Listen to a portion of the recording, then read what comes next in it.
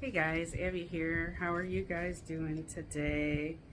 Um, Today we are responding to an email, but before we do that, I have a question for you. Opening up my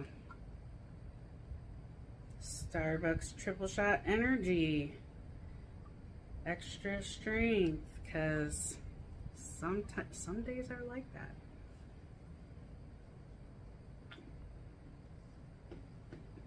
All right. So here's a question for you all. Did you know that one of the oldest records of tango toys being used is in the Bible? Well, in today's video, we are going to go way back in time to the very first tango toy ever discovered and discuss how it has evolved through the centuries. I will read the email that someone had sent to me that kind of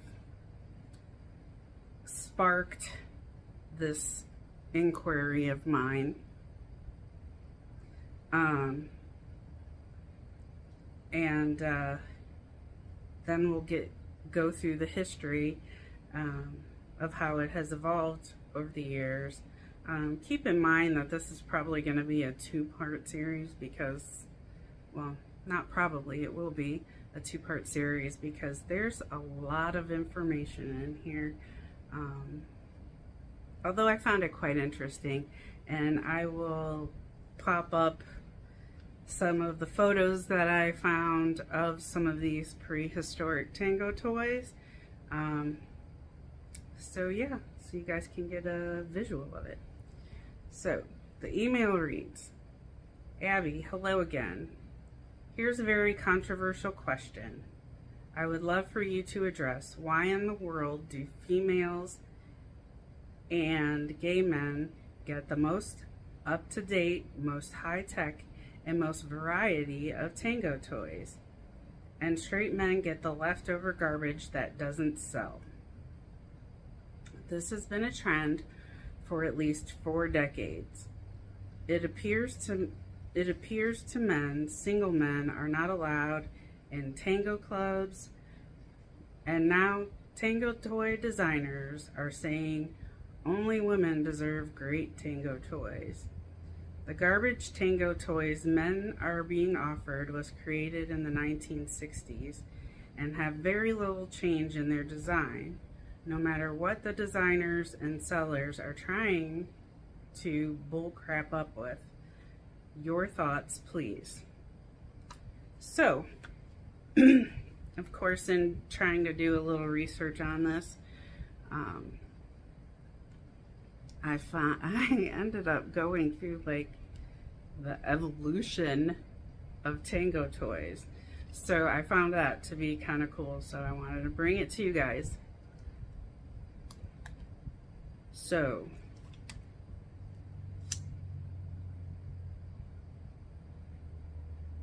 did I get it? There we go. So, prehistoric times and tango toys. Did you all know that the oldest toy known to man is dated around 28,000 BC? Yes, it goes back that far.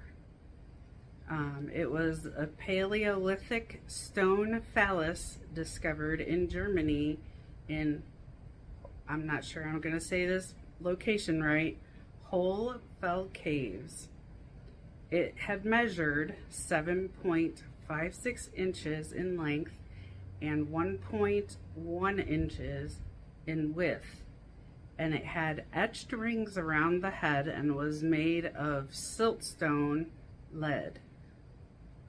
Others had been discovered had been made of animal bone, antlers, and wood.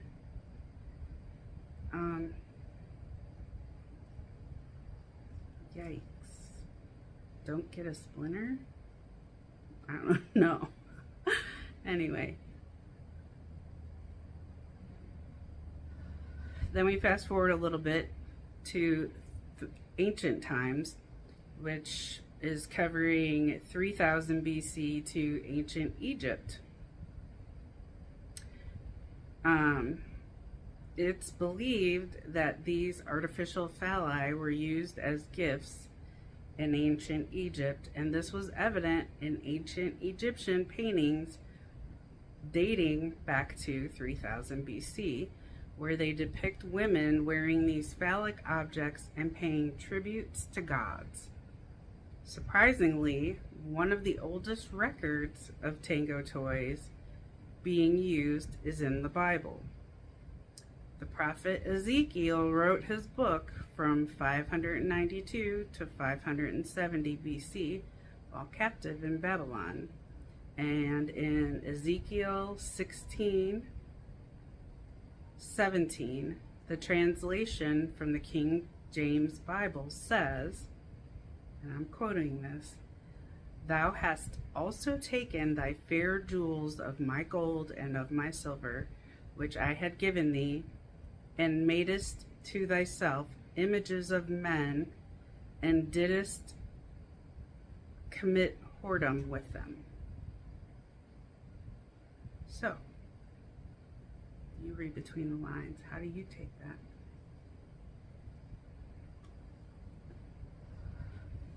Okay, and then we have the ancient Greeks in here too, with their little contribution here.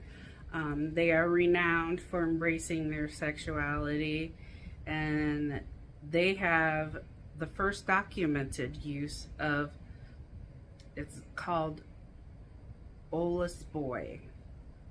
Olis boy. Not sure I say that right either.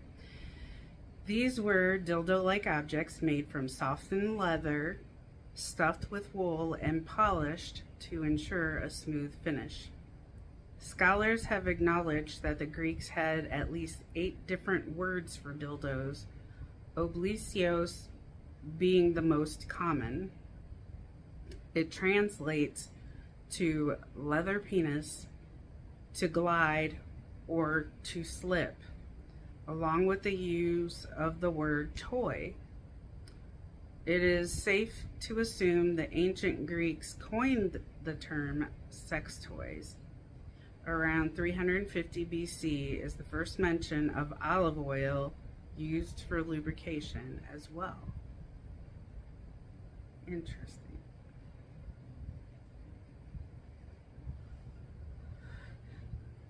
I don't know, I kind of laughed a little bit when I read that about the ancient Greeks. And I mean, I know I'm Greek, but if you've ever seen the My Big Fat Greek Wedding movies, where they're always like, this word is derived from Greek, therefore it's Greek.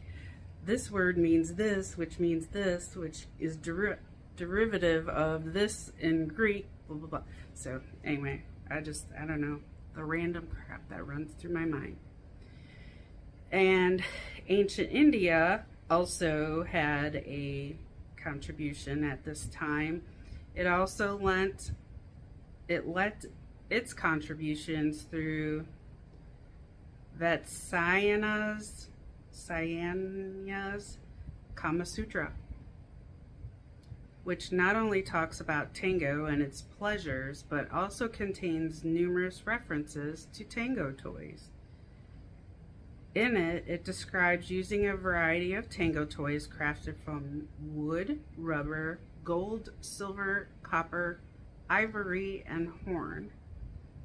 It also makes reference to men with no tango partner satisfying themselves with dolls, making it one of the oldest references to using tango dolls.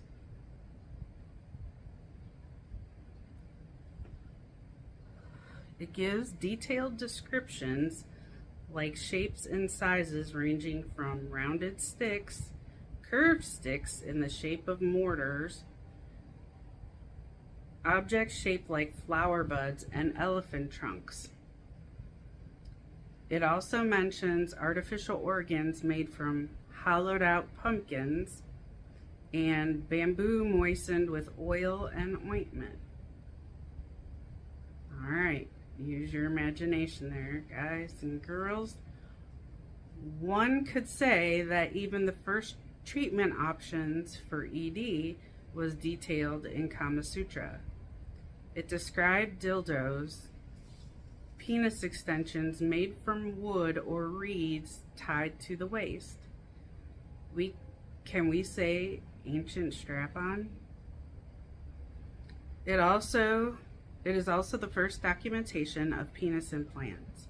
It describes artificial penile nodules to be inserted beneath the skin of the penis to enhance the pleasure of female/male partners during intercourse.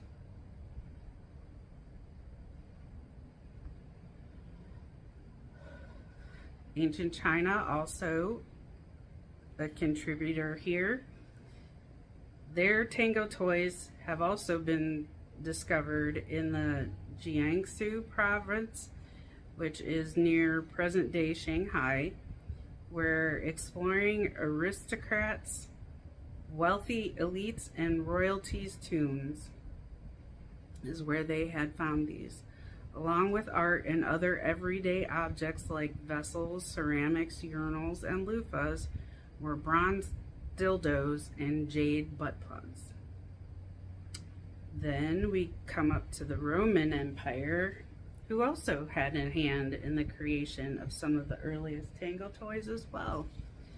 They, however, had many uses and beliefs about the phallic objects. They were believed to have protective powers and were worn around the neck as a pendant and made from bone or metal. Some were used for rituals. Brides-to-be performed a ceremony in honor of Tutunus, the phallic god. The bride would lose her virginity by penetrating herself with a divinely symbolic dildo prior to the wedding. Interesting.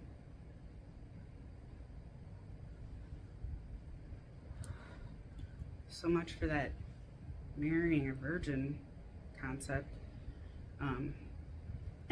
Anyway, next we fast forward a little bit to 500 to 14th century in medieval times. Medieval tango toys during most of this period, the Catholic Church was the primary institution concerned with tango transgressions in Europe. They had considered tango toys to be instruments of diabolical operation, and that female masturbation was the most horrible sin. As a result of this, the only records of tango toy usage from the Middle Ages are the penitential manuals and trial records. Penitential manuals during this period also addressed lesbian tango as early as the 7th century, with prohibition of dildos mentioned in the 8th century.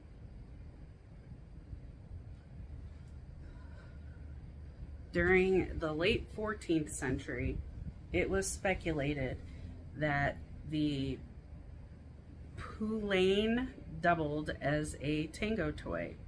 This one's a good one, guys. Okay. Wait till you see the picture of this thing.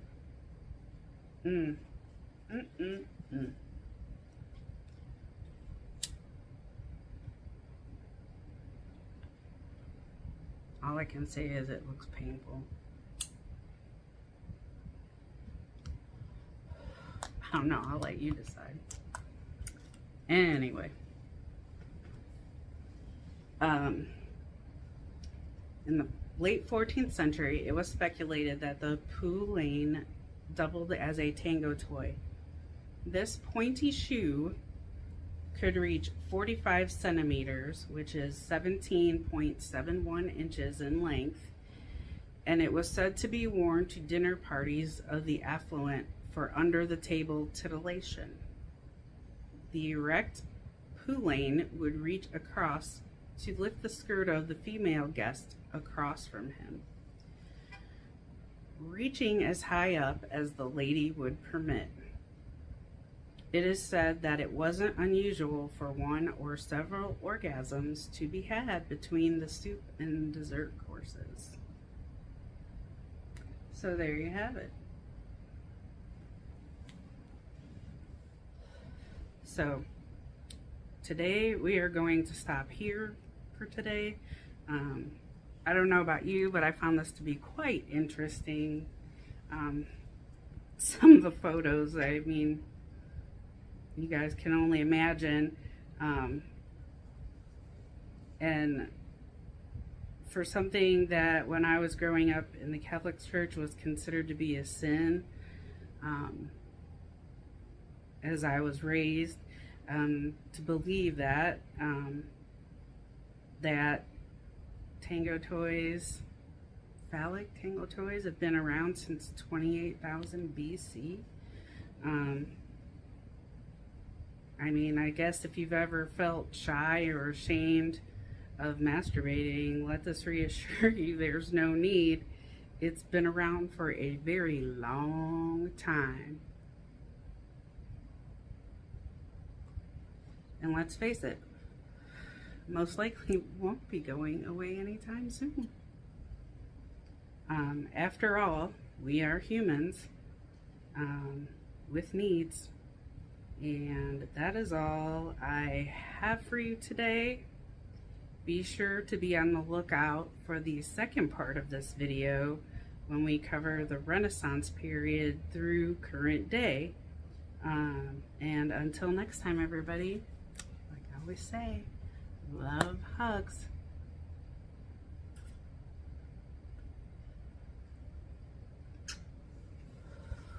And smoky kisses.